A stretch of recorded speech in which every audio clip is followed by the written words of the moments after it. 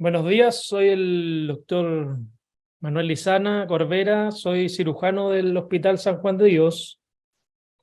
Eh, la Sociedad de Cirujanos me pidió hacer una presentación, más bien representar a todos ustedes la historia relacionada al antiguo Hospital San Juan de Dios, que fue el primer hospital de Chile y que está en directa relación con el desarrollo de la medicina y por lo tanto también de la cirugía.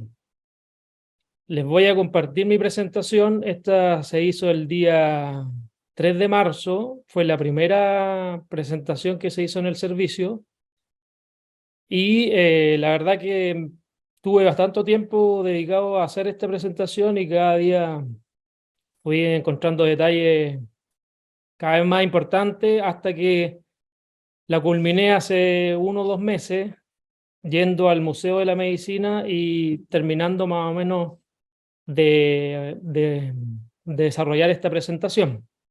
Se las voy a compartir.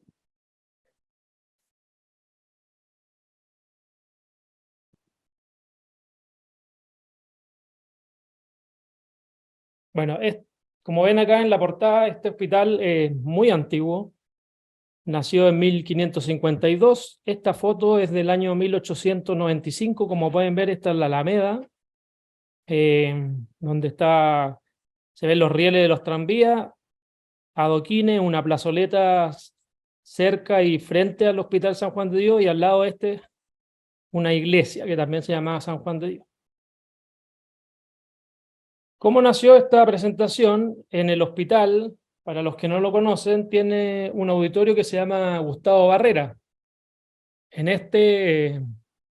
desde esta nueva torre que se construyó en el año 1954, dentro de este auditorio hay varios retratos, como se ven en esta foto, en la foto de la izquierda. Atrás hay retratos de varios personajes que son del siglo XIX y parte del siglo XX, y que durante la pandemia recibí esta foto y decidí buscar quiénes eran estos personajes para darle respuesta a lo que muchos de los becados, estudiantes, alumnos internos que visitan el hospital y que estudian todos los días, uno veía estos recuadros y la verdad que luego de un rato decía quiénes serán estos personajes.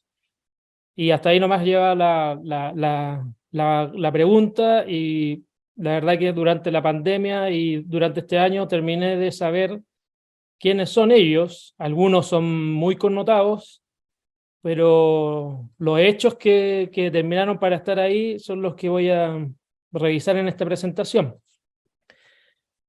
En un inicio el hospital se llamaba Nuestra Señora del Socorro, se ubicaba frente al Cerro Santa Lucía. Esto fue donado por don Juan Fernández de Alderete, que era un solar, en ese tiempo se llamaban solares las distribuciones, y la administración está designada por el Cabildo.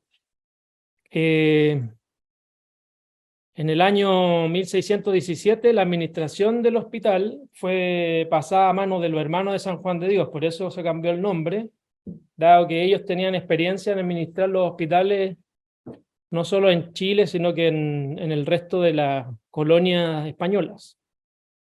Este primer hospital era de adobe y de paja, y como había dicho, estaba frente al Cerro Santa Lucía, en las calles que actualmente correspondería a la calle Carmen, entre Carmen y Santa Rosa, en ese espacio. No exactamente en la calle Santa Rosa, pero sí en el espacio entre Santa Rosa y Carmen. Este contaba solo con 50 camas. Este hospital, bueno, después de 200 años, necesitaba una reedificación, lo cual se logró gracias a este marqués de Avilés, que cambió su ubicación hacia la Alameda, que en ese tiempo se llamaba La Cañada, y durante esta primera reedificación se construyó un crucero, que era, a propósito de él, se llamaba Crucero de Avilés. Luego, dado los terremotos, se destruyeron un par de salas, se pidió rehacer el hospital, que fue diseñado por Joaquín de Toesca. conocido arquitecto de la moneda. Y este marqués de Avilés gestionó directamente con el reino español la construcción de este nuevo hospital. Este contaba como un crucero, como dije, que era la entrada a 3 salas, como una especie de cruz, ¿ya? Y en este destacaba la presencia de un Cristo de los agonizantes, que en el fondo el objetivo era alentar y adoctrinar en la fe a los enfermos que están a punto de fallecer. Acá vemos el plano, a la izquierda el lecho Portoesca y en 1842 a la derecha, donde el plano inicial no estaba completo, sino que era la parte posterior del hospital solamente que estaba construido. Y en la zona de entrada que se ve acá, como la unión de las salas, ahí estaba el crucero de Avilés. Esta es una maqueta del hospital de ese tiempo que está presente en el Museo de la Medicina. Como vemos acá, eh, el plano ya terminado de Toesca. En el frontis del hospital y la iglesia a su lado, el lado derecho, en este caso. Estas son fotos que también están disponibles en el Museo Nacional de Medicina, donde se queda registro de este crucero, y dentro de este crucero aparece este Cristo de los agonizantes. Este es el crucero Avilés, y este Cristo aún permanece en el hospital, pero en la nueva torre, en el 9º piso, y corresponde al mismo Cristo que estaba en el antiguo San Juan de Dios. ¿Qué otras cosas quedan de ese antiguo hospital San Juan de Dios?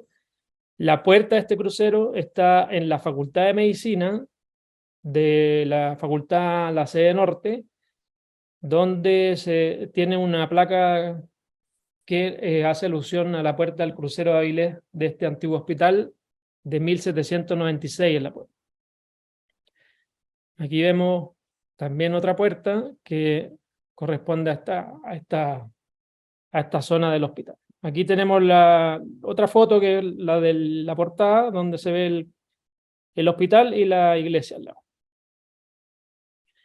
Patios interiores y salas de enfermos, donde el patio se ve que es de madera, o sea, el piso es de madera, y los patios, que eran muy importantes, se le daba mucha importancia al aire libre, a los jardines en épocas coloniales, en ese tiempo de la medicina. Podemos ver ahí en el fondo una persona ahí que está vestida blanco, que probablemente está a cargo de esa sala. Más patios interiores, un pabellón que correspondería más o menos a la época finales del siglo XIX.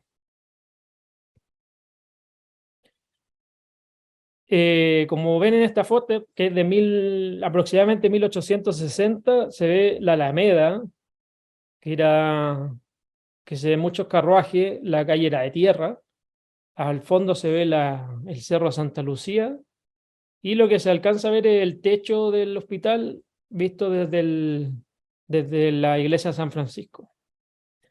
Al fondo también había otra iglesia que se llama Iglesia del Carmen, justo frente al Cerro Santa Lucía.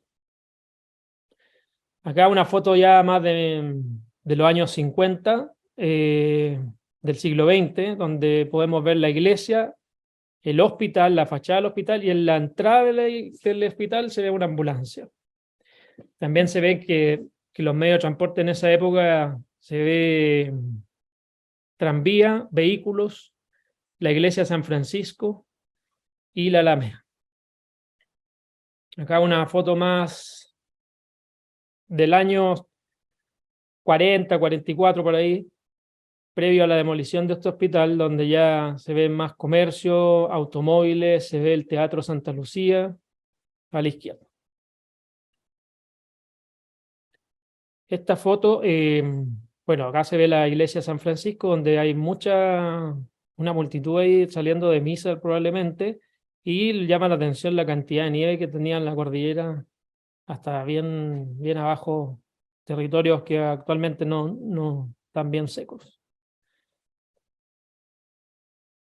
Frente en este hospital, al frente, Existía un parque que se llamaba Parque Inglés, que acá ven a la izquierda, donde hay tranvía, era como una zona donde se esperaba, era un terminal.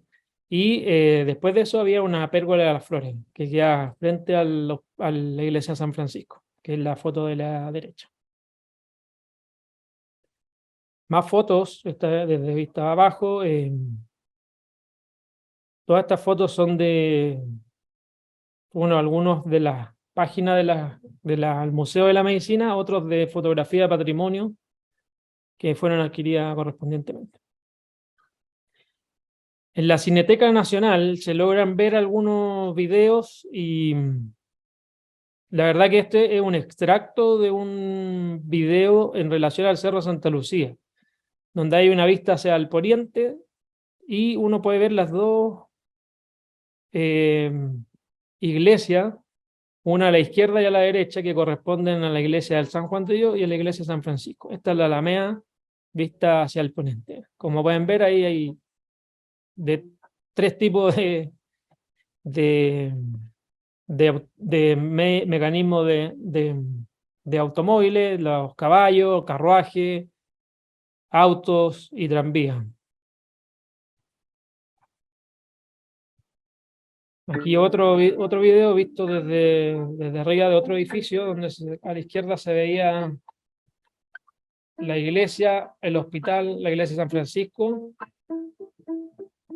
Y este video termina con la casa central de la Universidad de Chile, que es ese que está. Este video está hecho de la Damea y corresponde a la caída de Ibáñez, Carlos Ibáñez del Campo. Como pueden ver, está una gran multitud de gente circulando por la Alameda, que fue una de las causas por qué el hospital era inviable en esa zona, por el polvo que acarreaba, la bulla, el ruido de los autos que pasaban afuera del hospital. En ese tiempo existían estos señores que de la Guardia Civil que manejaban y conducían el tránsito. Este del centro de Santiago, también como pueden ver ahí, desde la Cineteca Nacional de Chile. Y aquí esto corresponde afuera del hospital, donde está la iglesia. Vean la cantidad de gente que había ahí, automóviles. Esto es del año 30, ¿no?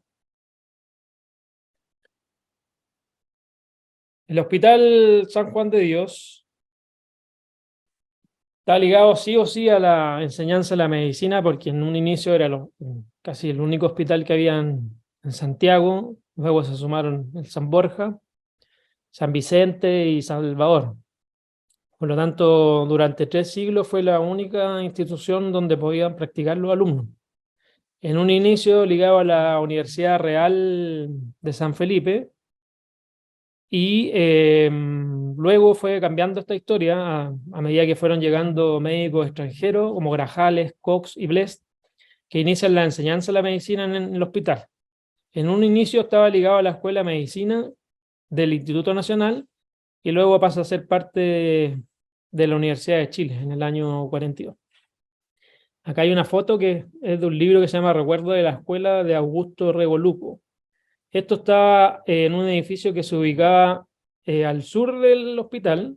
Era de la Escuela de Medicina. Aquí en esta foto se alcanza a leer donde estaba la ventana tapado la y el MET. O sea, ahí era un portal. ¿Ya? Era bien modesta por lo que describe en ese libro el doctor Orrego Luco, pero gracias a esa escuela se fueron formando médicos, los médicos chilenos. Como dije, esta escuela se fundó y se construyó el 6 de julio de 1939, que inicialmente la escuela era un anfiteatro, era la verdad 2 salas y un aula grande donde se hacían las clases. Y las clases eran realizadas por el doctor Pedro Morán, Blest y Lorenzo Sacía. ¿Ya? Este anfiteatro que estaba dentro del hospital luego fue reemplazado por la primera escuela de medicina que se ubicaba al sur del hospital y que corresponde a la foto que mostré anteriormente. Esta es la maqueta que aparecía al comienzo, donde está el hospital, y justo en la zona posterior está la escuela, que corresponde ahí a la flecha que está. Ahora, la cirugía durante mucho tiempo está lleno de descrédito, luego que se decidiera separarla de la medicina en el siglo XIII. Todo ese periodo pasó asociado a Barbero, que era una rama desacreditada de la medicina, y durante el siglo XVI ya había registro de cirujanos en el Hospital San Juan de Dios. Estos cirujanos o médicos que iban llegando estaban todos regulados a través del protomedicato, que dependía de la Real Universidad de San Felipe. El primer cirujano que aparece en los escritos es el bachiller Gonzalo Bazán, quien llegó a Chile en 1549. Los resultados de él eran muy malos, de hecho está registrado ahí que hacía curaciones con ungüentos mercuriales y que provocó la muerte de un gobernador de la época. Así que al poco andar fue reemplazado por otro bachiller. Así, varios siglos, pasaron varios cirujanos hasta que la medicina fue avanzando y se fue normando la formación y fueron llegando más médicos europeos, que eso tuvo trascendencia en la enseñanza nuestra. Ahora, en el siglo XIX, prácticamente la cirugía no hacía nada invasivo, no podía ingresar al cráneo, al tórax, al abdomen, básicamente estaba circunscrito a hacer curaciones y amputaciones, siendo las amputaciones prácticamente actos de crueldad, dado que no había anestesia.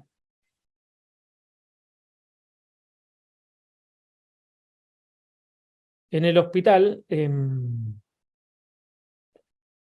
existía un equipo de hombres que eran fornidos, robustos, que sujetaban a los enfermos durante esta cirugía, ¿ya? Y lo que hacían era cambiar compresa y sujetar al enfermo para que se lograra continuar con la cirugía. En este hospital habían 4 asujetadores. Todo esto, la verdad que está plasmado en todos los libros de cirugía de la época, donde siempre hay una frase que decía que aún resuenan en nuestro oído los terribles alaridos de los antiguos anfiteatros de los hospitales. Ahí hay un cuadro de la época que registra la crueldad y el dolor que sufrían los pacientes de esa época.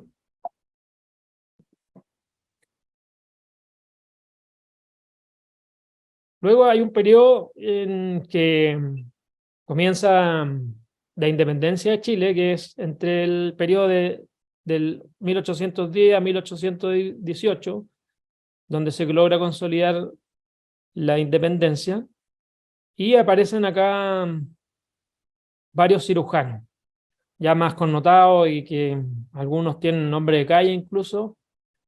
Aparece este doctor Nathaniel Cox, un cirujano inglés que tenía una gran formación, venía del Colegio Real de Cirujanos de Londres, arriba a Chile en 1814, y está registrado como que inició las labores el 7 de marzo de 1818 en la zona destinada como hospital militar.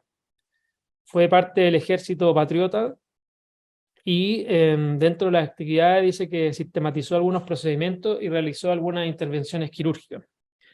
Creó una cánula que se llamaba bastón de Cox y que incluso se ocupaba hasta el traslado que hubo al Hospital San Vicente de Paul. O sea, tuvo años usándose el bastón de Cox, que se utilizaba para retenciones de estercoracia. En 1843 ingresa como miembro de la Facultad de Medicina. Finalmente se radica en Valparaíso, donde hasta su muerte en 1853.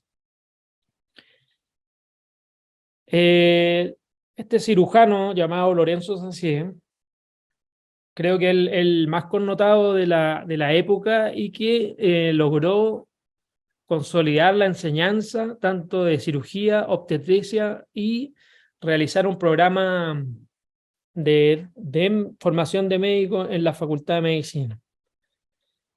He referido que tenía una habilidad extraordinaria. Ningún exponente de la época tenía tales cualidades. Contratado directamente en París e inició la docencia en 1834. Y se dice que fue indiscutiblemente el primer cirujano de la época por la formación que tenía. ¿Qué hitos tenía este doctor Sassier? Que lo pueden ver ahí en una fotografía de la época. Fue el primero en utilizar los forceps y espéculos vaginales, realizó la primera traqueotomía en el hospital, nombrado decano de la Facultad de Medicina en 1843, al poco andar de la Universidad de Chile, y elegido en 3 oportunidades decano.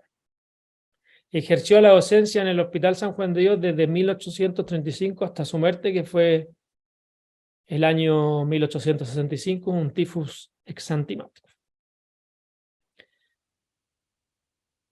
Bueno, ¿qué otras cosas se hacía Lorenzo Sassier?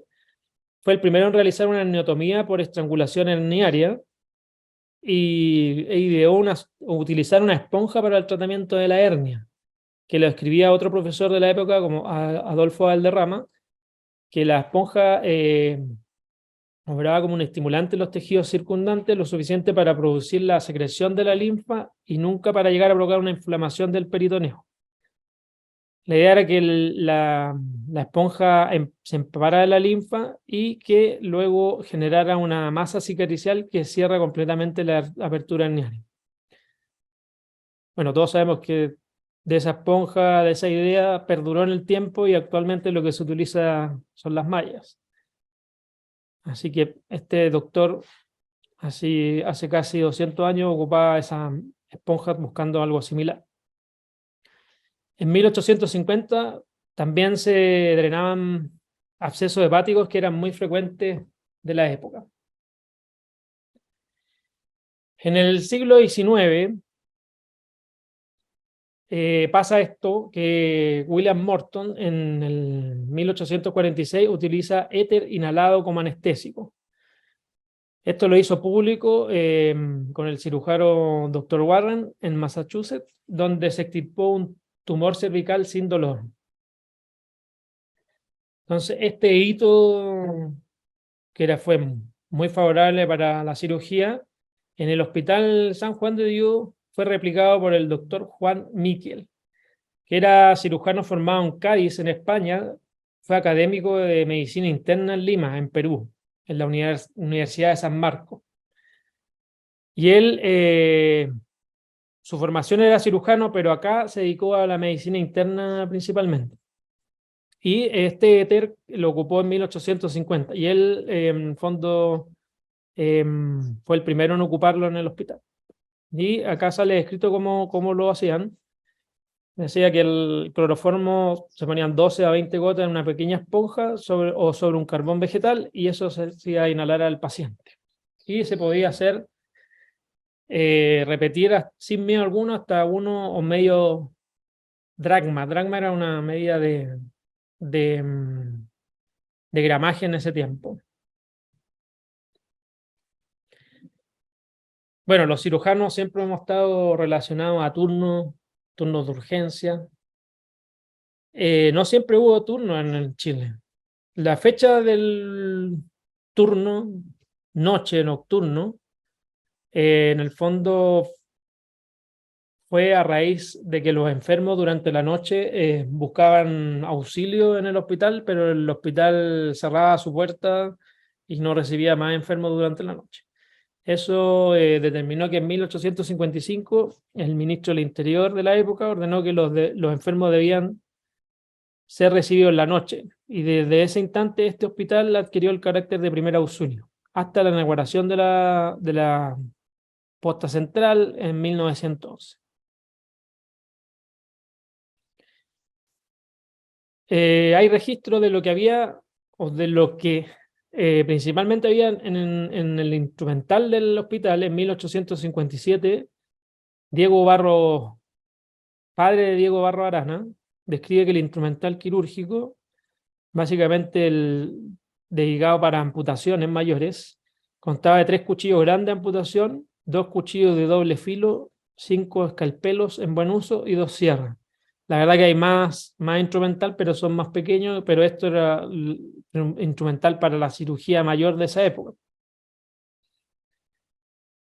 ¿Cómo era el hospital en 1860? Contaba con 500 camas y en ese año se agregaron nuevas salas y un edificio de 2 pisos que se mantuvo hasta el 1944. Aquí el personal médico a cargo de todo este hospital eran 8 de visita diaria y 2 médicos permanentes. Los empleados eran 108, que incluía médicos que eran practicantes. La verdad que algunos eran internos y otros serían becados en este caso, como practicantes de cirugía grave, 4 practicantes de medicina. También había mayordomo, 37 enfermeros y así bañeros, jardineros, barberos, carretoneros y porteros.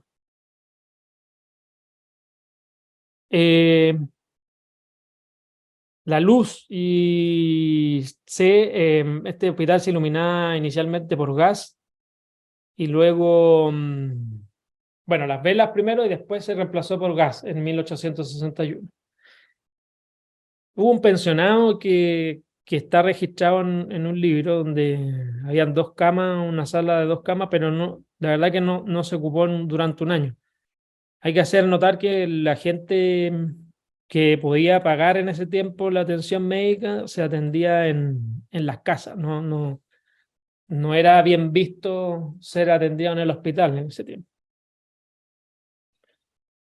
En 1861 ya los CAT eran de fierro, habían 18 salas, 15 grandes y 3 pequeñas.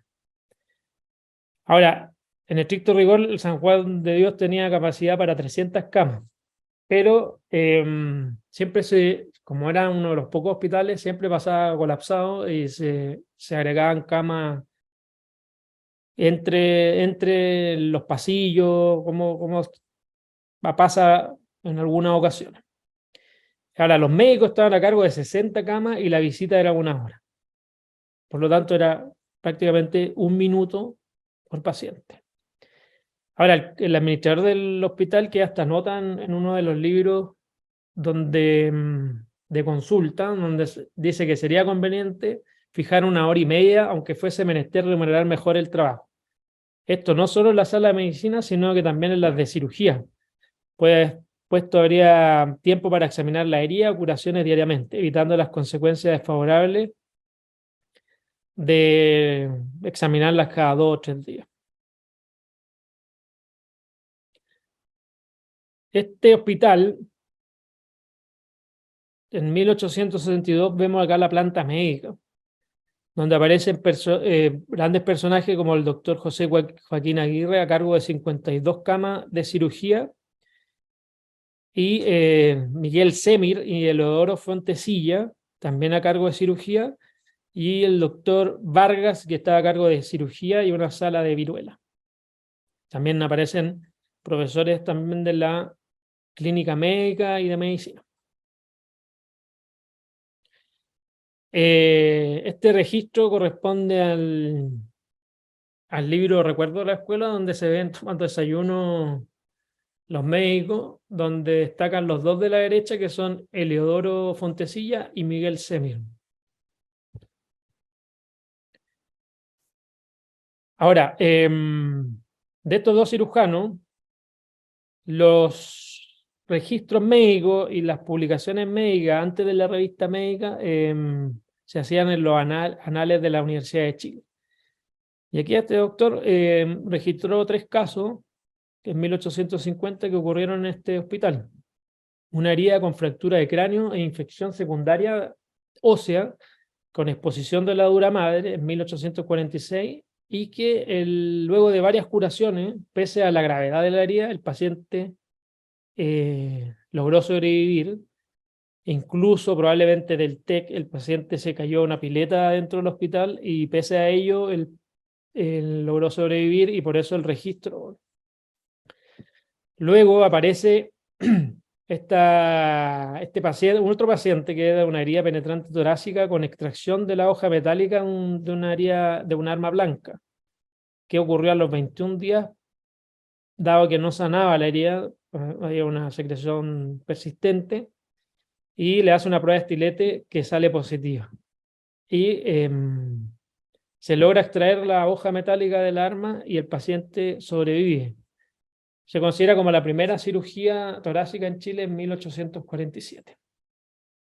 Luego aparece el último caso de estos reportados, que es una herida penetrante torácica con un neumotórax abierto, con hernia al pulmón, que, dada la gravedad de la herida, se logra reducir el pulmón en sala y se cierra la herida con trapo en esa ocasión.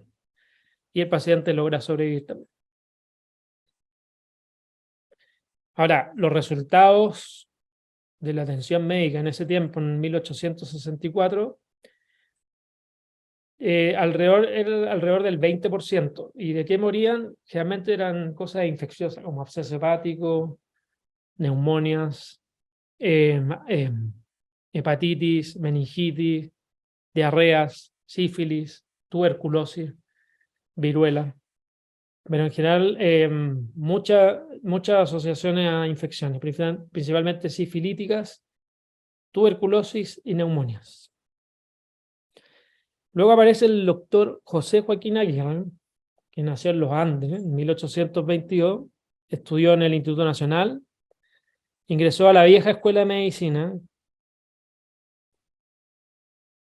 obteniendo el título en 1850. Y su tesis se basó en las fiebres esenciales. Trabajó tanto en el Hospital San Juan de Dios como en el San Francisco de Borja. Fue profesor de anatomía en 1850, decano de la Facultad de Medicina en el 55 y gobernador de los Andes e intendente de Aconcagua. Profesor de anatomía descriptiva en 1861. Esta es una nota que hace el doctor Orrego Luco, del libro que ya les comenté, en 1904, donde dice que el doctor Aguirre había sido cirujano cuando solo se disponía de un instrumental rudimentario, cuando la ciencia no sospechaba los recursos poderosos de la asepsia y cuando el cloroformo no había encontrado todavía en la práctica habitual. La verdad, en ese tiempo el éxito dependía casi por completo del mérito personal del cirujano y principalmente los conocimientos anatómicos que permitía hacer la cirugía lo más rápido posible. En 1866 fue nombrado profesor de la clínica quirúrgica en reemplazo de Sacié, que había fallecido el año anterior. Hay que notar que esta clínica quirúrgica era una sala del hospital San Juan de Dios, y ahí es donde se enseñaba la cirugía de esa época. La verdad que muchos de los médicos tenían relación con la política. Él fue miembro de la Cámara de Diputados y algunos incluso fueron senadores. Fue impulsor de la formación europea de los médicos chilenos y consiguió becar a médicos, entre ellos está Barros Borgoño, Puelma Tupper, Izquierdo y Cienfuegos. La verdad que lo que él buscaba era que se formaran no solo profesionales, sino que profesores que fuesen a Europa o a Estados Unidos, que tuvieran una formación cabal y que ellos llegaran a formar los médicos en la Universidad de Chile. Fue presidente del primer Congreso Médico de Chile en 1889 y fue nombrado decano, que mantuvo su cargo por 10 años consecutivos. Introdujo la enseñanza de la histología y publicó un libro en relación a esto en el año 70. También fue rector por 4 años de la Universidad de Chile. Falleció en 1901. Aquí hay registro de este primer Congreso de Chile, donde este primer Congreso Médico de Chile se realizó en la Casa Central de la Universidad de Chile y estuvo presidido por el doctor José Joaquín Aguirre. Ahí se pueden ver los nombres de los presentes. Incluso tuvo presencia el presidente de la República en su inauguración. Bueno, otro cirujano, el doctor Thévenot, como la fórmula del doctor Sassier, un francés, había sido exitosa, el gobierno de la época trató de replicar esta medida y contrató a este doctor directamente en Francia. Inició la docencia en 1867 en el San Juan de Dios y en el San Francisco de Borja. Y su título fue validado con la tesis sobre punción en derrames traumáticos de la articulación. Ahora este doctor está escrito por el doctor Valderrama, que ha hecho el curso de cirugía operatoria en la escuela con un método y una habilidad que reconocen todos cuantos lo han visto operar, con profundos conocimientos anatómicos, habiendo visto operar a los más distinguidos cirujanos franceses. Pero tenía la parte de la enseñanza, dice acá, preguntad a sus alumnos lo que piensan de su partida y así comprenderéis el vacío inmenso que deja en la enseñanza. Al parecer era muy hábil, pero no enseñaba mucho en ese tiempo. Fue el primero en difundir la idea de Pasteur y Lister en 1872. Utilizaba algodón fenicado para las curaciones de la herida, disminuyendo la tasa de infección. Dentro de su actividad realizó los primeros injertos epidérmicos de una extremidad amputada hacia otra zona de herida del mismo paciente. Fue uno de los colaboradores en la difusión de la revista médica y fue uno de los editores de esta revista médica, que se inició en 1872. Luego de la muerte de su padre, regresó a Francia en 1874, donde se mantuvo hasta su muerte. Aquí podemos ver la revista médica, que este es un número de 1925, donde aparece que fue fundada en julio de 1872 y aparece acá el nombre del doctor Alfonso Thévenot. Pero todas estas actividades que tenía el doctor, tanto revista médica, algunas actividades en la sociedad, fue visto por el presidente de la Junta de Beneficencia, que en 1871 tiene una nota donde se informa a los doctores Schneider y Thévenot, que están acá dentro de los fundadores de esta revista, especialmente este último, refiriéndose a Thévenot, quien no se cuida en asistir al hospital a horas en que debe pasar la visita a los enfermos, e importándole bien poco todo aquello que tenga relación con el buen servicio y mejor desempeño profesional. Probablemente, como habíamos visto anteriormente, la visita era muy escueta, y además este doctor parece que operaba y quedaban sus pacientes abandonados. En el hospital también pasaba que, algo que parece muy básico, otra nota del ministro, donde en lo sucesivo dice: no se procederá a hacer una amputación alguna sin el consentimiento previo del paciente y sin la concurrencia de 3 facultativos. Esto también en relación al médico anterior, en que da a entender que el doctor operaba solo las amputaciones. Entonces, en el hospital San Borja, sí se operaba el cirujano con 2 ayudantes, pero en este caso, este doctor operaba solo en ocasiones. La planta médica del año 68, podemos ver acá que cambió hasta el doctor Thévenot. Siguen apareciendo acá doctor Semir, Fontecilla y Vargas. ¿Cómo eran los resultados? Aquí hay un registro del doctor Semir, que está en la primera revista de médica de Chile, donde el año 69 registra 23 cirugías en 22 enfermos, donde mueren 7, sanaron 12 y 3 en convalecencia. Ahora, de los 15 que no murieron, 2 sanaron sin problema, 3 cursaron con gangrena y 10 por un de hospital, que en el fondo se refería a una infección intrahospitalaria grave.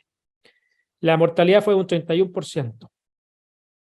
En el año 70, 35 cirugías, donde murieron 16 y la mortalidad pasó a ser un 45%. O sea, los resultados eran malísimos y básicamente estaban relacionados a lo que vamos a comentar después, con las curaciones básicamente.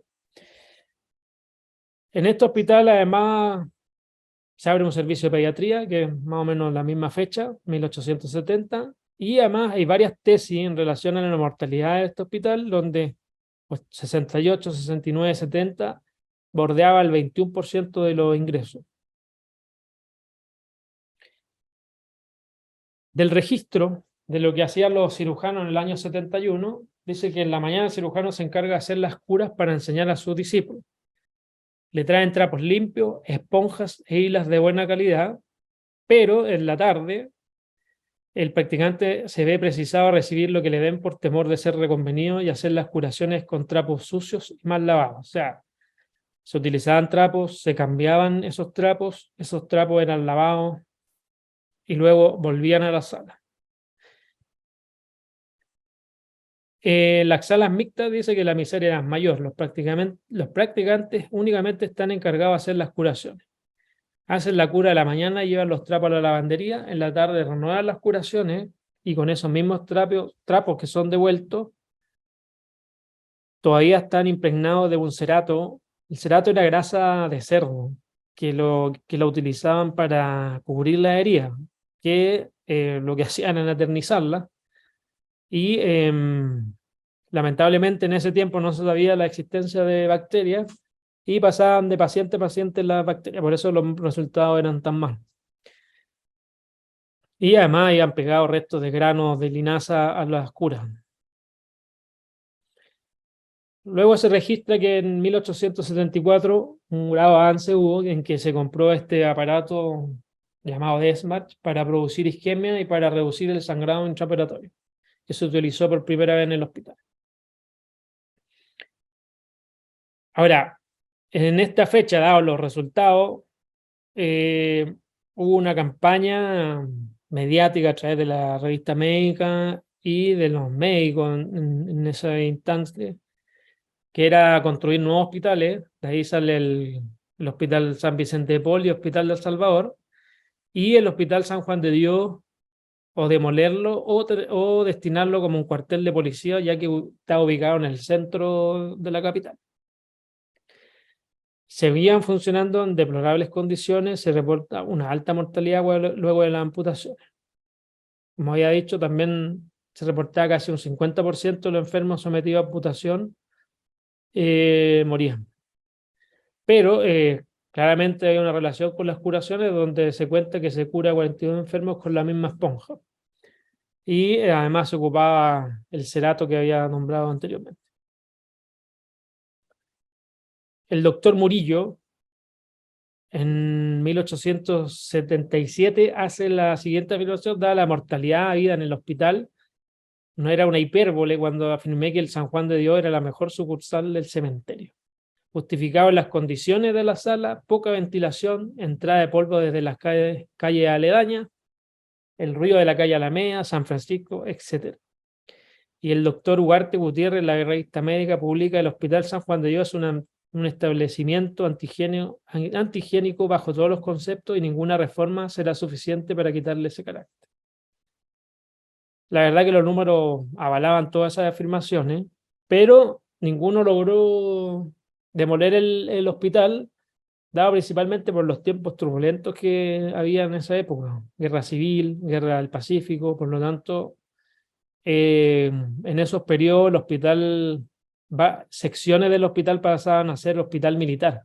Por lo tanto, demolerlo y quedarse sin nada implicaba que en caso de esos eventos colapsara el hospital. Aparece este personaje que se llama Nicanor Roja, que a la renuncia del doctor Tevenot lo sucede en la clínica quirúrgica. Chileno, estudió medicina precozmente, siendo titulado a los 18 años. A los 16 ya prestaba servicio de cirujano jefe en el hospital de Talca. Fue ayudante del doctor Sacier en la clínica quirúrgica y en Europa publicó una memoria sobre aguas medicinales. Tuvo un centro de hidroterapia y electroterapia, por lo cual fue muy famoso en la época. Luego de la muerte de Sacié pasa a ser uno de los profesores, como dije, y su, su periodo de profesorado está marcado porque apoya a Balmaceda. Y Balmaceda, lo que ocurre con Balmaceda es que destituye a casi todos los decanos y jefes de la época y deja a Nicanor Roja a cargo. Por lo tanto, al perder Balmaceda, él tiene que renunciar. Y ahí pasa a ser el doctor Ventura Carballo, el profesor de la clínica quirúrgica en el hospital. Aquí está en los decanos de la Facultad de Medicina de la Universidad de Chile y prácticamente están todos ligados a este hospital y a la primera escuela de medicina. Podemos ver acá a Sacié, Tocornal, Allende Paín, Bles, José Joaquín Aguirre, Wenceslao Díaz, Adolfo Murillo, Eliodoro Fontecilla, cirujano que había nombrado, Manuel Barro Borgoño, Ventura Carballo, también cirujano, Roberto del Río, Vicente Izquierdo y Gregorio Amunátegui. Todos ligados, o la mayoría ligados a la cirugía. Este señor, don Joseph Lister, revolucionó la cirugía en 1867. Sus principios hacían evitar que los gérmenes entren en la herida, lavando todo lo que entraba en contacto con ella. Él ocupaba dos soluciones de ácido carbólico o fénico, una fuerte que era el 5% y otra débil al 2,5%. Y todo el instrumental que se ocupaba se sumergía en la solución fuerte. El cirujano, el ayudante, el auxiliar se lavaban con solución débil y el campo operatorio se lavaba con solución fuerte. Luego el pabellón era rociado con antiséptico, con pulverización de solución débil. Durante toda la intervención se realizaba el rocío del campo quirúrgico y en caso de interrupciones se cubría con una compresa embebida en solución débil de ácido fénico la herida. Y luego se cubre la herida con un protector que preservaba la herida de las soluciones concentradas del ácido fénico. Esta se humedecía solo con solución débil. Y luego ya se hacía una curación con los mismos principios. Esto es un retrato del encuentro entre Pasteur y Lister. Lister se basó en las observaciones de Pasteur para hacer su descubrimiento y en este encuentro estaba presente un chileno, el doctor Lucas Sierra, que fue famoso cirujano y, formador y el principal cirujano del siglo XXI, a inicios del siglo XXI. Él estaba presente en este congreso, donde fue la única vez que Pasteur y Lister estuvieron juntos. Como dije, el doctor Roja fue reemplazado por este doctor que se llama Ventura Carballo Elizalde, que era discípulo del doctor Roja, y nació en 1855. A los 23 años ya era ayudante y tuvo que reemplazarlo a raíz del problema con Balmaceda. Estuvo en la actividad en la cátedra hasta su muerte, que fue el año 1916. O sea, estuvo muchos años a cargo de una de las clínicas quirúrgicas que estaban en el hospital San Juan de Dios y luego en el hospital San Vicente. Como dije, habían cirujanos que tenían que trasladarse del hospital a ser activos cirujanos militares. Y él fue uno de ellos en la batalla de Chorrillos y Miraflores. También pasaban hospitales de sangre, que eran hospitales transitorios que se ocupaban para los heridos de guerra.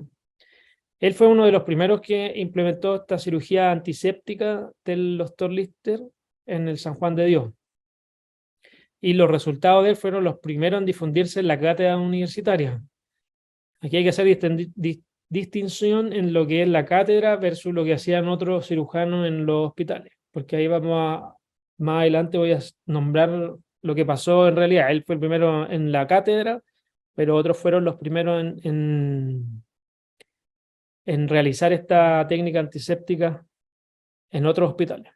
También, como había dicho, estaba ligado a la política, fue diputado y también senador de la República. El doctor Ventura Carballo estuvo a cargo de la sección de cirugía del primer Congreso de Chile y él presentó en relación a la intervención operatoria en la oclusión intestinal.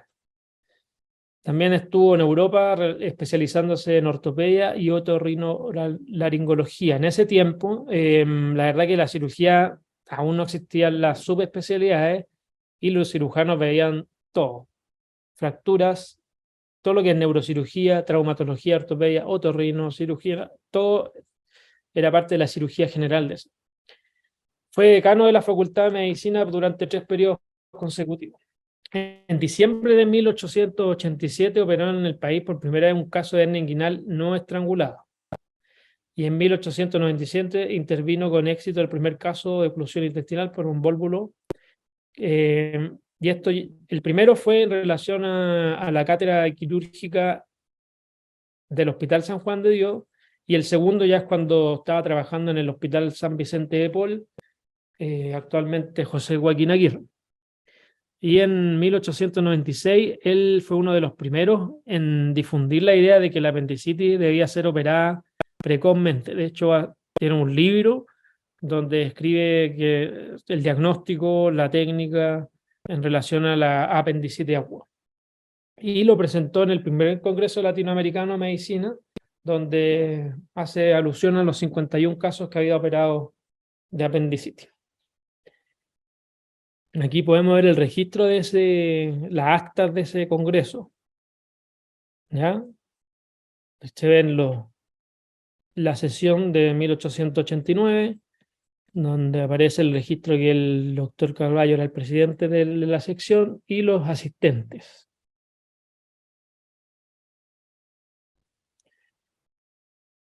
En relación a eso y a la presentación que hacía él de la oclusión intestinal, él refiere en el texto de resumen de su presentación, él asume que no tenía una experiencia acabada en la oclusión intestinal y lo que él presenta en el fondo es una revisión de tema, y que él presenta un caso en el que tocó operar a un paciente que había sido derivado como una obstrucción intestinal y que lo más probable haya sido una oclusión de causa interna, y que él relata que a principios del año 87 le fue enviado a su servicio de cirugía de San Camilo en el Hospital San Juan de Dios para practicarle una laparotomía bajo el diagnóstico de oclusión de causa interna, quizá una torsión. Cloroformado al paciente y sometido a un examen minucioso, pude constatar un pequeño tumor herniario en el lado derecho del escroto, tenso e irreductible, que era una hernia inguinal. En el acto fue practicada la herniotomía y el enfermo curó radicalmente. Cito este caso para dar a conocer que bien puede escaparse el examen del médico un pequeño tumor que en nada había modificado el aspecto exterior ni las dimensiones del escroto. Esto en relación a que los sitios de hernia más frecuentes siempre deben ser examinados en un paciente con obstrucción intestinal.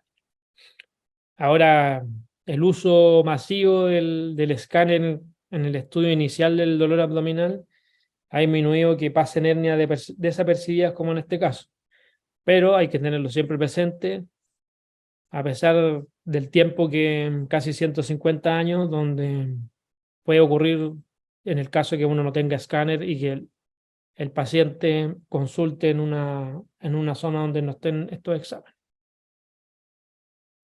Aquí, fotos del Museo Nacional de Medicina, vemos al doctor Carballo y su ayudante, donde destaca por la foto, no está el registro de los ayudantes en ese caso, pero al parecer son el doctor Petit y el doctor Amunati, uno de los ayudantes. El doctor Barros Borgoño se dice que el gran maestro de la cirugía del siglo XIX, sobrino de Diego Barros Arana, estudió medicina en Chile y en París. Trabajó con Championnet en Francia, con Langebeck, Tirch y Bardeleben en Alemania. Introdujo desde Europa la técnica antiséptica de Lister en el hospital de campaña Domingo Mate, dedicado exclusivamente a los heridos de la Guerra del Pacífico. Eso hace alusión a lo que dije anteriormente, que el doctor Carballo había introducido la técnica séptica, pero en la cátedra de cirugía. Pero estos médicos que habían ido a Europa habían implantado esta técnica en el hospital militar, en este caso el Domingo Mártir. Y los resultados eran inmediatos y contrastaban con los del San Juan de Dios y con el de Francisco de Borja. Dado la importancia de este doctor y la formación que tenía, se creó otra cátedra que era paralela a la del doctor Carballo. Eso fue en el año 1882 y que se realizó también en el Hospital San Juan de Dios. Se reacomodaron salas y por lo tanto el hospital quedó con dos cátedras de cirugía. Una era del doctor Barros Borgoño y la otra del doctor Carballo Elizalde. Dentro de su hito, aparte de la técnica séptica, en 1883 realiza anestesia por eterización rectal. Utiliza además la morfina y la atropina junto con el cloroformo para mejorar la anestesia. En 1886 utilizaba cocaína para anestesia local y se describe que esta habría sido la primera cirugía de un apéndice que en 1890 operó un flegmón de origen apendicular. En el primer Congreso Médico Chileno, su trabajo de presentación fue el tratamiento de las heridas penetrantes del abdomen, sobre todo las que eran por armas de fuego. Ahora, este registro está en los anales de la historia de medicina chilena, donde dice que en el Hospital San Juan de Dios la mortalidad general, que era altísima unos 20 años antes de la llegada de este doctor, se mantenía cercano al 18%, y que bajó entre un 6 y un 8% la mortalidad, y se mantuvo entre un 11 y 12%. También fue decano de la Facultad de Medicina y impulsa la transformación del Hospital San Vicente Paul en un hospital clínico.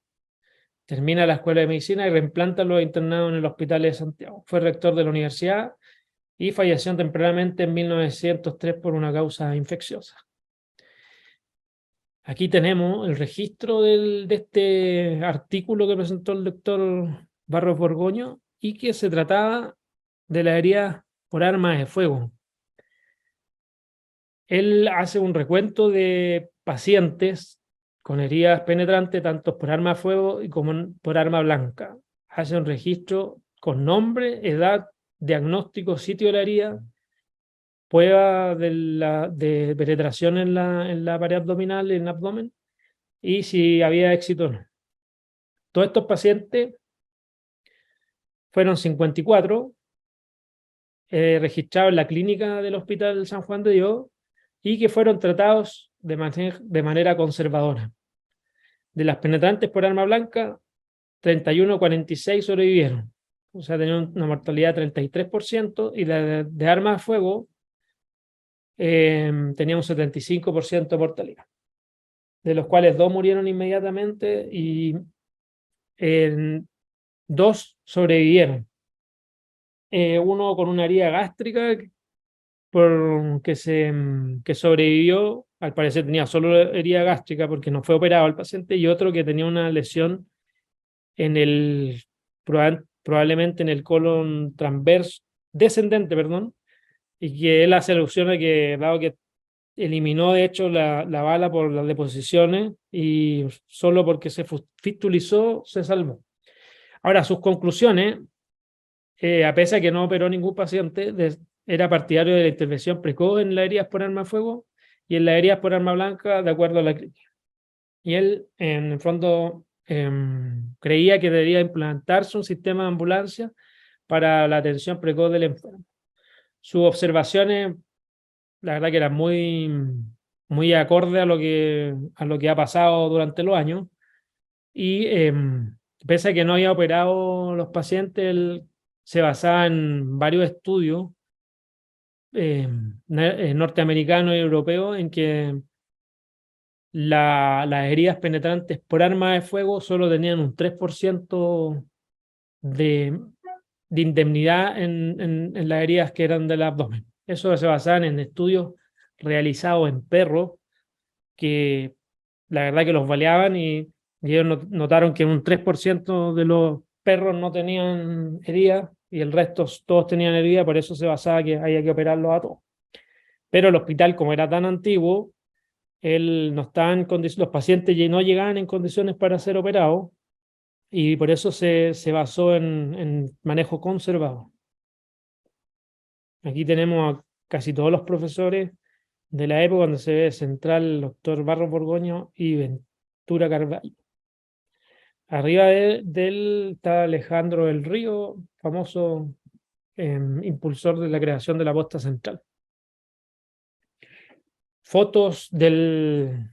Acá está el doctor Barros Borgoño y su ayudante era el doctor Lucas Sierra. Él fue su ayudante. Aquí justo hay cambio de siglo y el doctor Lucas Sierra fue el heredero del profesorado de la época a la muerte de Barros Borgoño y la muerte del doctor Carvalho. Ahora, aún en el siglo XIX tenemos las clínicas quirúrgicas, donde aparecen estos dos doctores que he nombrado en 1884, y clínicas médicas que también están en el hospital, que eran estos dos que aparecen abajo, Wenceslao Díez e Isaac Ugarte. Bueno, como dije anteriormente, el doctor Barros Borgoño, dado la antigüedad del hospital y las instalaciones que eran bastante precarias, impulsa la creación y la construcción del Hospital San Vicente de Paul, y acá implica que hay un traslado de las clínicas que se concreta una vez que se concluye el anexo de mujer en el Hospital San Vicente de Paul, y eso ocurrió en 1896. Respecto al Hospital San Juan de Dios, empieza a funcionar un policlínico y en este atienden varios profesionales en forma gratuita. Y destacan en urología y en cirugía el doctor Emilio Petit, que era uno de los ayudantes del doctor Carvalho. Como hubo un traspaso de las clínicas desde el San Juan de Dios al San Vicente de Paul, hubo un cambio de profesor. Y en el Hospital San Juan de Dios queda en 1892 el doctor Germán Valenzuela Basterrica. Este es el doctor Germán Valenzuela Basterrica, que inició sus primeros pasos en la medicina en la Guerra del Pacífico. De hecho, estaba estudiando y no completó sus estudios. Primero fue a la guerra y después los retomó y se graduó en 1882.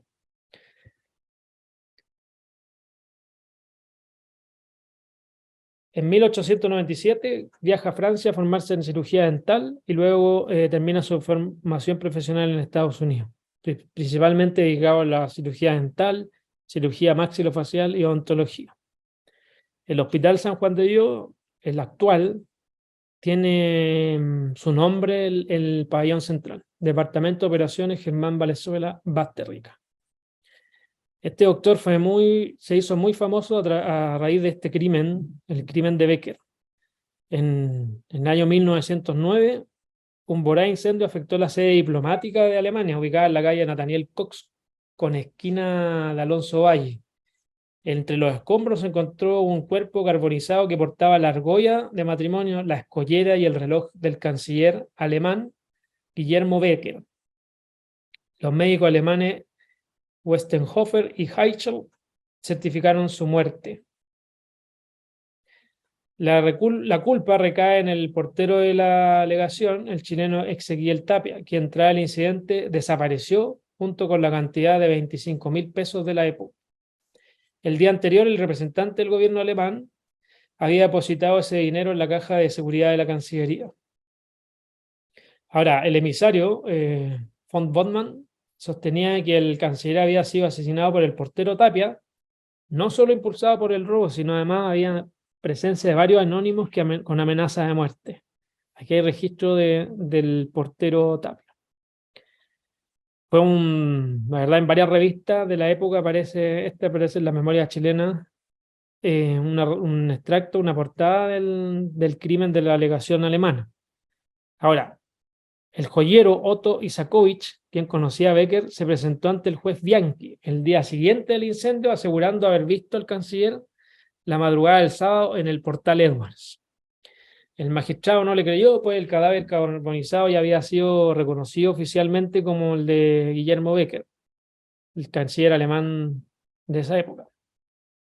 El funeral se llevó a cabo con grandes honores y contó con la presencia del ministro de Relaciones Exteriores, gran parte de los integrantes del cuerpo diplomático, y se decía en la época que todo el ambiente era tenso, pues corrían rumores que el gobierno alemán pediría a Chile una indemnización territorial, el estrecho Magallanes. El caso comenzó a tener más connotación social y empezaron a haber sospechas por el joyero, por periodistas y por médicos. Y lograron, el doctor Valenzuela Basterrica junto al periodista Vicente Donoso, obtuvieron permiso para exhumar el cráneo de Becker y se dispusieron a llevar los restos del cráneo al dentista que atendía al canciller, el señor Juan Denis Ley. Se dice, de hecho está registrado, que envolvieron los restos en un diario y le pedí a don Germán que nos dirigiéramos al consultorio de Denis Ley.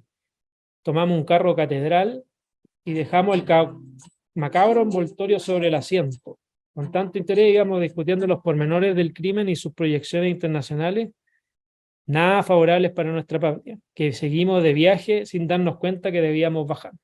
Descendimos sobreandando del tranvía, pero a mí habíamos movilado la cabeza del muerto en el asiento. Los tranvías eran similares a los que aparecen acá en este video.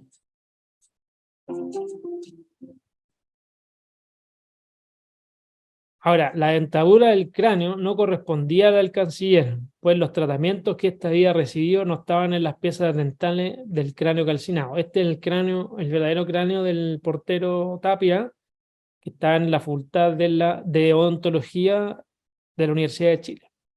El muerto tenía los dientes sanos y según el archivo del profesional, a Becker se le habían realizado extracciones, coronas de oro y obturaciones en platino.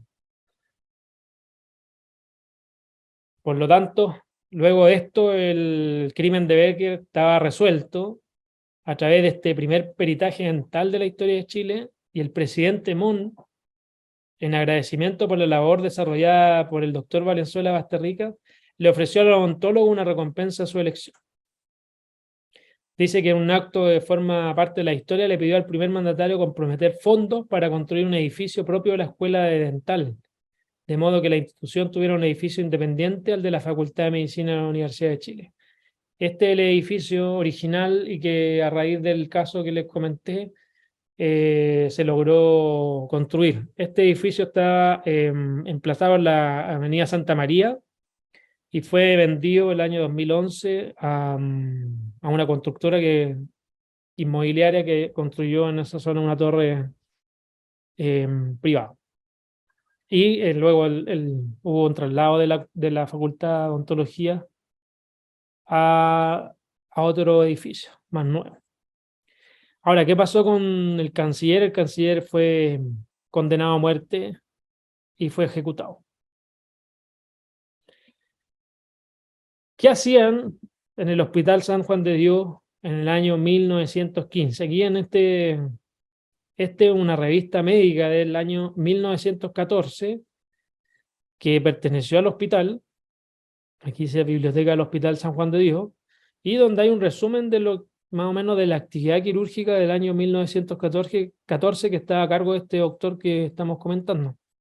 Y aquí se ven que hacían amputaciones, resecciones, se enyesaban fracturas, hemotórax, operaciones de abdomen muy pocas, hernias, torsiones intestinales, quistes de hígado, operaciones en la cara y también muchas curaciones de heridos, que era lo que se podía hacer con la tecnología que había en esa época. Aquí esto es una foto del dispensario del Hospital San Juan de Dios, 1915. Esto también está en el Museo de la Medicina. Fotos de la época, también parte del Museo de Medicina, donde podemos ver varios connotados cirujanos y médicos, donde aparece el Eloísa Díaz y otros cirujanos que vamos a comentar ahora. Este doctor, llamado Cornelio Guzmán, Nació en Santiago en 1856, estudió en el Instituto Nacional, ingresó a la Escuela de Medicina titulándose en 1879. Tuvo la suerte de ser, bueno, él estaba embarcado en una corbeta que se llama Octavo durante la Guerra del Pacífico y lo cambiaron una semana antes del combate naval de Iquique a la Esmeralda. Por lo tanto, pasó a ser uno de los médicos de la Esmeralda o cirujanos de la Esmeralda. Y durante el combate asistió a múltiples heridos que se produjeron en alta mar y abandonó su puesto ya ante el inminente naufragio de la Esmeralda. Fue rescatado por una embarcación y enviado prisionero a Perú, donde denunció que había un trato vejatorio hacia los prisioneros. Se especializó en Europa en medicina militar y en cirugía. Trabajó en el Hospital San Juan de Dios del año 1892 a 1912. Básicamente él hacía actividad en el consultorio externo, más que en las clínicas quirúrgicas. Pero era profesor de la universidad. Murió en Francia en 1928. Luego hay un periodo que coincide con epidemias de tifus, viruela, alfombrilla, que implicó que el hospital se dedicara solo a recibir enfermos infecciosos. Y durante todos estos años se mantenían a cargo del hospital, de la parte quirúrgica, el doctor Valenzuela Basterrica y el doctor Emilio Petit Pinó. Elegido por primera vez un médico como administrador del hospital, y este fue el doctor Ezequiel González Cortés, que construyó nuevas salas y modernizó en ese periodo un nuevo pabellón quirúrgico. Por lo tanto, todo lo que se había hablado del hospital y que iba a ser demolido, daba la contingencia de esa época, la verdad que nunca se lograba demoler y además se arreglaba la sala, dado que demolerlo implicaba la ausencia de sala y el gasto de construir otro hospital.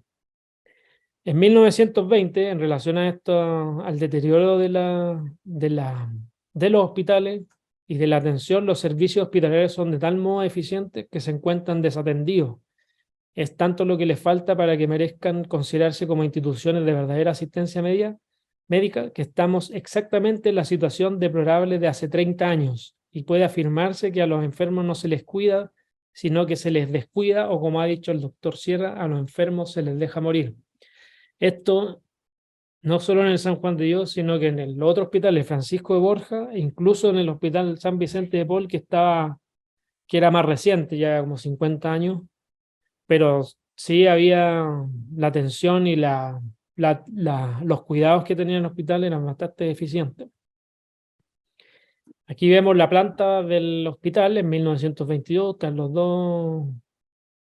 dos profesores, Valenzuela Basterrica y Petit, donde en esta fecha fallece el doctor Valenzuela Basterrica y queda a cargo solo el doctor Emilio Petit. Acá tenemos al doctor Petit. Este retrato está presente en el Hospital San Juan de Dios, en este auditorio que comenté al principio. Él era oriundo de Burdeos, en Francia, y siendo adolescente solicitó ser oyente del profesor José Joaquín Aguirre, no siendo estudiante, sino solo oyente, y luego completó la carrera de medicina siendo el mejor estudiante en todos los cursos. Y trabajó solo en el Hospital San Juan de Dios, se dice que sin descanso, y gracias a ello volvió a tener una clínica quirúrgica. ¿Ya? O sea, aparte de las que estaban en el Hospital San Vicente de Paul, apareció esta nueva clínica quirúrgica, o sea, se retomó una clínica quirúrgica gracias a este doctor. Por eso obtuvo el título de profesor extraordinario de cirugía, dado que estaba aparte de las principales que eran del San Vicente de Paul.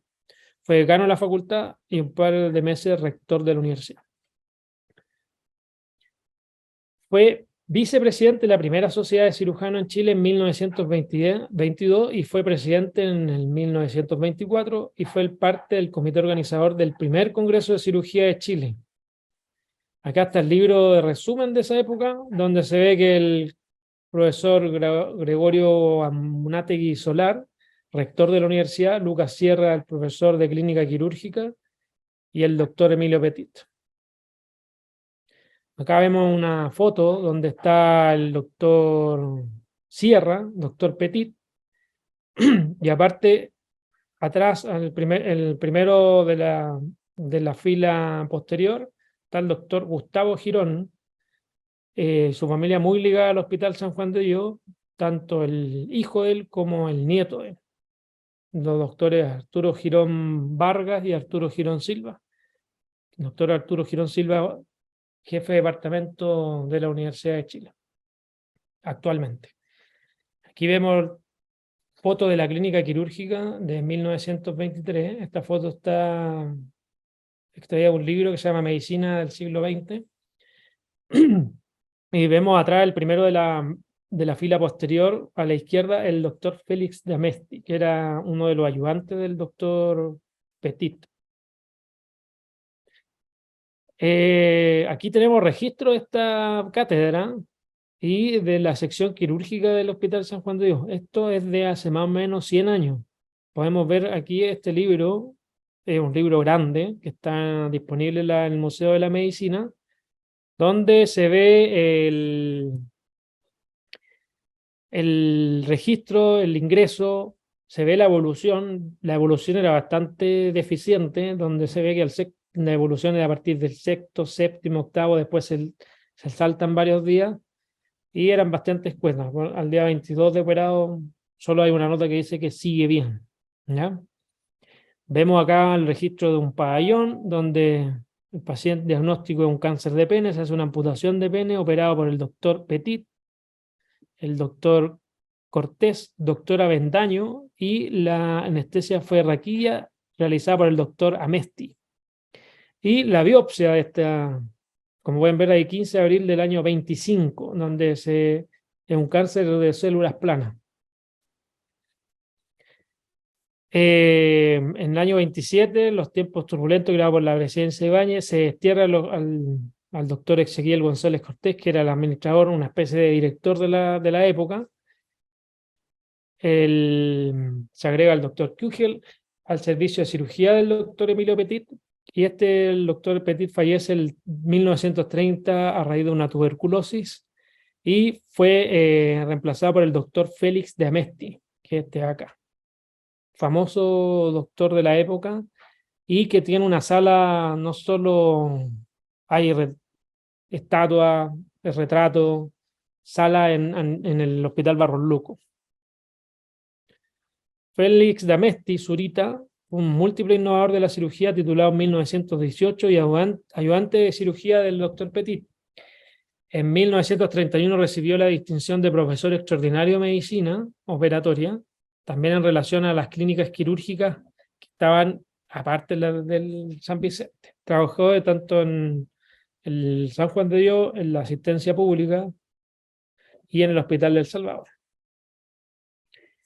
Fue en 1941, ya fuera del Hospital San Juan de Dios, donde hizo cirugías del tórax, operó una pericarditis constrictiva 2 años antes que se diera a conocer en Europa. Fue profesor titular de cirugía en 1945, también considerado un maestro en resecciones gástricas, intestinales y las primeras decorticaciones por hemotórax. Y realizaba publicaciones en conjunto con connotados cirujanos extranjeros. Este doctor en el Hospital Salvador lo que hizo fue actualizar y hacer un hospital más moderno en que dividió por equipos las distintas actividades de cirugía. Cirugía de cuello, cirugía vascular, cirugía de tórax, etc. Y el último jefe, el doctor Ricardo Kugel, cirujano formado en la Universidad de Chile, ingresó al hospital en 1927 y se mantuvo a cargo del San Juan hasta 1944 y fue jefe también de cirugía de la clínica alemana en su primer edificio, que actualmente está en la clínica Ávila en esa zona. Fue discípulo del doctor Vargas Salceo. Este es el mismo retrato que está en el auditorio del hospital nuevo, entre comillas nuevo, que ya tiene casi 80 años. Y el último equipo de este antiguo hospital es los que aparecen acá. La particularidad es que el doctor Carlos Avendaño Albornoz fue el primer director del que era cirujano y dejó su actividad de cirujano y fue el primer director del Hospital Nuevo. También aparece otros nombres que, bien connotados en la época, algunos fueron presidente de la Sociedad de Cirujanos, y aquí tenemos la foto del registro que también está en el Museo Nacional de Medicina, del probablemente el último plantel de cirujanos del hospital, del antiguo Hospital San Juan. Y en 1944 se concretó su demolición, y aquí podemos ver la cara no visible hasta esa época de la iglesia de San Francisco, ya cuando el hospital ya había sido demolido. En 1944 se concretó esta demolición. El hospital pasó transitoriamente a un edificio que funcionaba en la calle Santa Rosa, y luego se trasladó al Hospital del Salvador, donde el doctor Kugel renuncia y es reemplazado por José Prado y luego por el doctor Ítalo Alessandrini, que sería el primer jefe y jefe de la cátedra del nuevo hospital. Fue el primero que mantuvo desde el Hospital Salvador al trasladarse al edificio actual que está en Huérfano con Matucana. Y esta es una nota del doctor Ugarte Gutiérrez, que hacía referencia al estado de la salubridad pública en Chile en 1875 en uno de los anales de la universidad de esa época. Cualquiera que sea, en efecto, la pluma que redacte su miseria, siempre lo hará con profundo cariño, sea cual fuere su edad o su rango entre sus compañeros de arte. No podrá jamás relegar al olvido que esa casa ha sido sin duda por algunos años su segundo hogar, donde aprendiera los primeros rudimentos de su difícil ciencia, donde aplicara por primera vez y para bien del pobre sus primeros talentos médicos. Y aquí culmina esta presentación donde, la verdad, basado en los retratos del presente en ese auditorio que todavía está en el hospital, hice un camino de todo lo que es la cirugía del siglo XIX y parte del siglo XX. La cirugía del siglo XX está dominada y es predominante más por el Hospital San Vicente de Paul, y luego, como comenté, algunas clínicas se desarrollaron en el Hospital San Juan de Dios, y luego de construir la Torre Nueva se retoma esta clínica quirúrgica ya dividida en varias sedes. Espero que les haya gustado estas reflexiones y paso por la historia de la cirugía de Chile, más que nada, y del siglo XIX. Gracias. Acá están los libros, parte de los libros, donde están estos principales, donde saqué los anales chilenos de la historia de la medicina, y hay un libro que se llama Historia del Hospital San Juan de Dios por el doctor Enrique Laval, que es el nombre que lleva el Museo de la Medicina. Algunas revistas médicas, algunos médicos que han hecho biografía, tanto de los primeros médicos de la escuela, médicos en la historia de Chile, y así también literatura extranjera para complementarlo con lo que pasaba en el exterior.